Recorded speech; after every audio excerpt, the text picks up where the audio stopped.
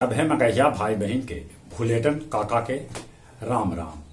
आथिन मगहिया खबर में सुनते देश दुनिया के खबर।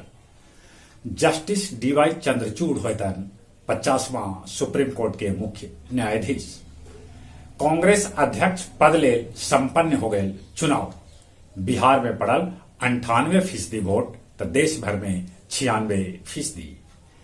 बिहार के सिमुतल्ला विद्यालय के भेटायल देश में पहला स्थान। सत्ता बदलते बदल गेलक बोल।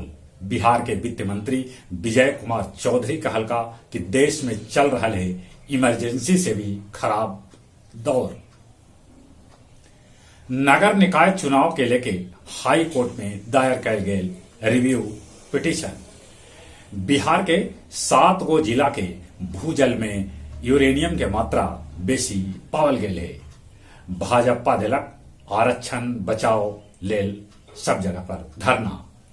अब बायोमेट्रिक हाजिरी बनाए वाला के भेटाए वेतन। रूस के धमाका से दहलल की कैकन इमारत में लगल आग। वेनेजुएला में भारी बारिश से जनजीवन अस्त व्यस्त हो गया। पाकिस्तान में हुए उपचुनाव में प्रधानमंत्री शरीफ के पार्टी के गुलाम एक सीट भेटाए। गया जी के 8 गो दुकान में छापा मारल गए। 5 किलो दूषित लड्डू और 2 किलो पेड़ा जब्त कल गए। गया के पूर्व एसएसपी आदित्य कुमार पर लटकल गिरफ्तारी के तलवार। सर्वोदय विद्या मंदिर गुरारू के चतुर्थ वर्गीय कर्मी रामकृत यादव के हो गए मौत। वो बड़े दिन से हलन बीमार। अब कुछ खेल के समाचार। T20 विश्व कप में एगो आओ उलट फेर होल। स्कॉटलैंड वेस्ट इंडीज के 42 रन से हरा दिला। स्कूली गेम्स के विजेता बनल पटना।